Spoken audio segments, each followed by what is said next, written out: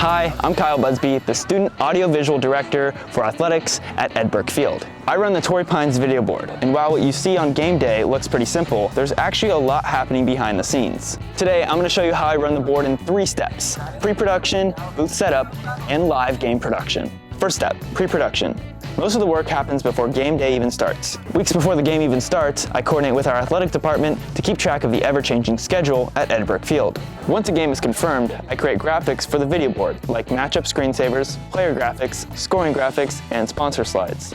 To save time during the season, I build most of my graphics as templates ahead of time so I can quickly swap out logos, names, and player information while keeping everything looking consistent. I also put together playlists, organize pregame and halftime content, and upload all the graphics into a Google Drive folder beforehand so they're ready to download when I get to the stadium. Before game day, I also coordinate with other student interns so they know their role when it comes time for game time. Second step, booth setup. Everything is controlled from the press box at Ed Burke Field. When I arrive, I power on the video board system, launch the display director software, and start loading graphics, music, and the live scoreboard. Once the stadium is in what I call idle mode, we start setting up the other gear. The centerpiece of the video setup is the video switcher. I always start by setting this unit up first, which switches between 4 camera feeds going into the video board.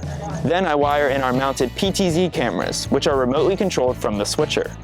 Also connected is our replay system, which doubles as a feed to our wireless sideline camera. The sideline camera is what captures all the close-up action shots during the game and also gives us footage for instant replays. Once everything is connected, I test every camera feed and the replay system to make sure nothing will fail when the game starts. Finally, once the video part is set up, I load player rosters and graphics so we can instantly pull up players after touchdowns, goal, or a big play. Third step, live game production. This is the part that everyone sees, and honestly, it's the easiest step if you do the first 2 steps correctly.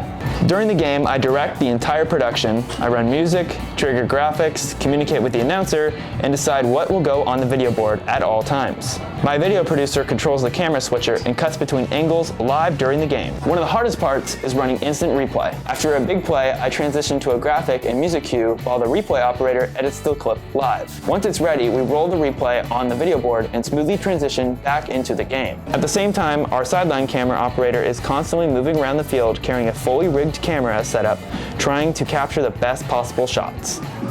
And finally, problems can happen during a live event like this, but it's my job to stay calm and solve these problems efficiently so we can keep the Jumbotron running. And that's how I run the Torrey Pines video board. It's definitely a complicated job, but it's also one of the coolest opportunities I've had at Torrey Pines. I've been a part of the program since the video board was installed, and seeing how much it's grown is so rewarding. I'm Kyle Busby, thank you for watching.